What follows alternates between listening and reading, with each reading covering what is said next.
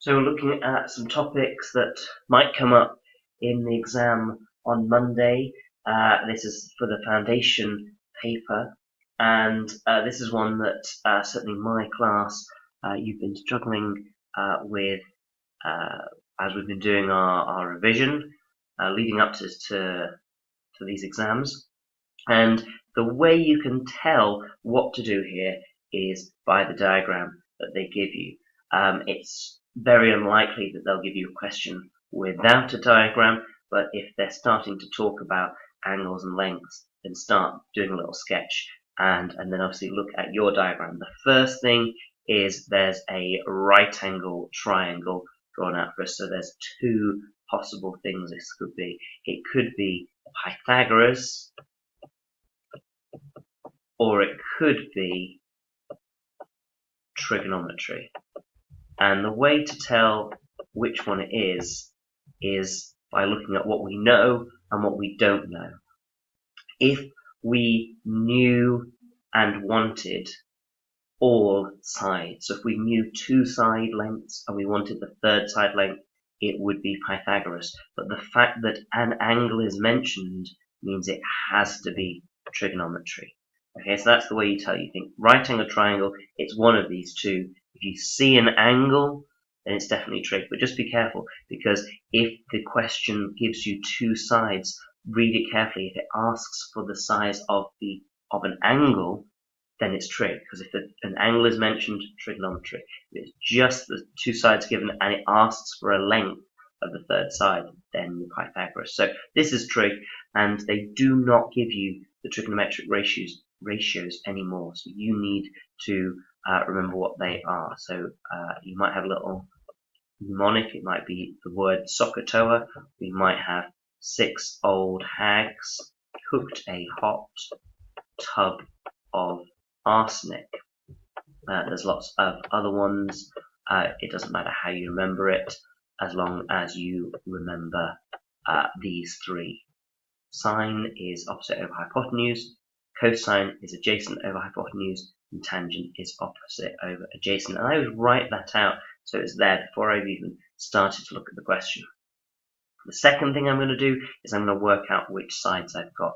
I start at the right angle and I go opposite it, and I call that the hypotenuse. The hypotenuse is the longest side, and it's the one that does not touch the right angle. So put that one down first. It is almost certainly going to be, I dare to say, the diagonal one, the way it's drawn, the one that's diagonal, but it doesn't have to be. They could draw it as a right angle triangle like this, where the hypotenuse is at the bottom and the right angle's up at the top. I mean, it makes no difference to the maths, so just be careful. The right angle, the side that does not touch it, opposite the right angle, is the hypotenuse.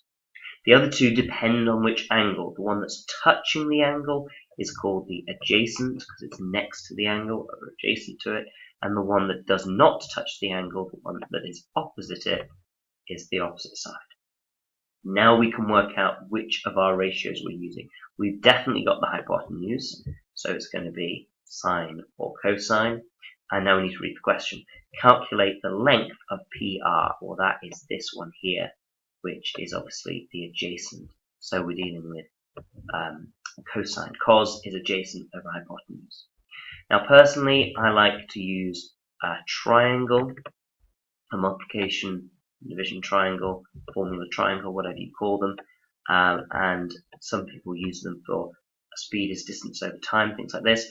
The way you fill it in is you start at the bottom left and go then as a fraction. So the one we're using is cosine, so you could just put C, but I think it's sensible to write it in properly, which is cos, and then your angle. Now we use theta, you might use x or a, it doesn't matter, just cos of the angle is, now it tells you a divided by h. Okay, so that's the way you fill it in. Doesn't matter if it was sine, it would be sine theta here is opposite of hypotenuse, and if it was tangent, it would be tan theta is opposite over adjacent. But ours is cos, because this is the side we're using, and this is the one we want. We want a So we're going to sort of cover it up with our thumb or with my cursor, and we read what's left. Cos theta times h. So all we have to do is multiply these two things together, and we'll get our answer. So we need a calculator, and we're just going to multiply them together. Cos, I have to go back. You'll see, use my calculator in the previous video. Go back to option 1 in the menu, and I'm just going to type it in. Cos of 35. You need to close the bracket. If you don't close the bracket, you're going to get something really silly. That's obviously not the answer. Close the bracket. Times 17.6. Press equals, and the answer is 14.41707598. It tells us 3 sig fig, so that's 1, 2, 3. We're going to keep that 4. The one after it doesn't round us up. It's not big enough. It's not 5 or more. So the answer is 14.4 centimeters. If you hadn't put that bracket in, if you'd have foolishly just typed it in like this, what you'll see is, put the decimal point in, is you get this ridiculous answer. First of all, it's negative, so obviously you can't have a side of a triangle that's negative in length. But also it's a decimal, it's 0.2, and that's just not likely if the hypotenuse is 17.6. I mean, it could be, but this angle would have to be, much more extreme than 35. It's just ludicrous to think that would be the answer. And so if you get something that's a seemingly crazy answer, just check and make sure that bracket's in, because it makes a big difference. If you had been asked to find the hypotenuse, of course you would have covered up hypotenuse with your finger, and you've done the adjacent divided by cos theta. And make sure it's that way around. It's the way around that the triangle tells you, that over that. And if you want the angle, remember that it's not the angle that's adjacent over hypotenuse, it's cos of the angle. So if you did want the angle, then that's when we do the inverse. We have to say shift cos of whatever the adjacent is. Let's say it's 4 divided by whatever the hypotenuse is. Let's say it's 6. And that will tell you the angle is 48 degrees. It's only if you want the angle that you do the -1. The shift cos is for the angle. If you want to work out A or H, you press cos normally. Normal cos of the angle. Okay, let's look at another question. I'm just going to draw one just to give it, another example. This time I've got 3 centimeters over here. I've got an angle of 42 degrees, and I want to know this side here. I'm going to call it X, and this is obviously a right angle. So you come to the question, you go, right angle triangle, it's going to be Pythagorean trig. Oh, there's an angle, definitely going to be trig. Let's start by putting the hypotenuse on. That's there. This is the adjacent side. No, it's not. The adjacent is touching. This is the adjacent side, and this is the opposite side. What are we dealing with? Well, we've got the opposite. I want to know the adjacent. So O and A. So it's not that one. It's not that one. It's tangent. Let's draw the triangle. And we say that tan theta is opposite over adjacent, O over A. I want to know the adjacent. That's the one I don't know, X. So you cover that up. And what's left is opposite divided by tan theta. So I get my calculator and I put in the opposite, 3, and I divide it by tan. It's normal tan because I have the angle.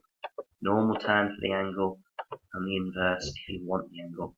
And the answer is 3.33 centimeters.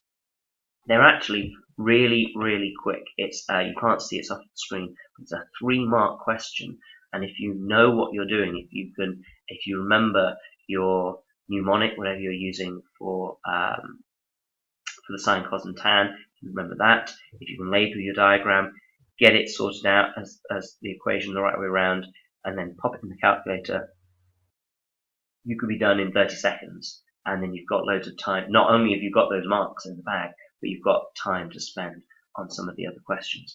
It's a hard question towards the end of the paper, and it's considered, a high task, a high difficulty task, because people get confused by the concept. The actual mechanics of it is quite straightforward. Yes, you have to memorize things. Yes, you have to, go to the effort of labeling the diagram, of remembering how to organize yourself. I mean, you could have these as equations and rearrange them, but people do make mistakes when they're working out whatever's in the bottom right and they divide the wrong way around. Use the triangle and you cover up and do what it says and put it in the calculator. Hopefully you won't be able to make too many, if any, mistakes, and you'll get those marks. Best of luck to you if you get a trig question on Monday, and ta-ra for now.